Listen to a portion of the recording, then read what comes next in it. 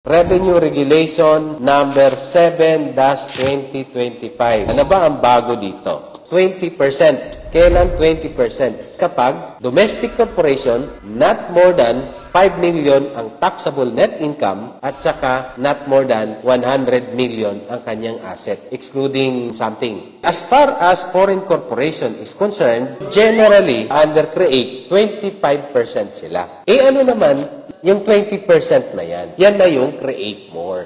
Kailan 20%? Kapag registered sa investment promotion agencies. Ibig sabihin, ang bago sa CREATE More, kapag ikaw ay registered business enterprise at saka ang pinili mo na incentive ay enhanced deduction regime, ang income tax rate mo ay 20% na lang. Whether you are a domestic corporation or you are a foreign corporation. Yan ang dapat maalala mo.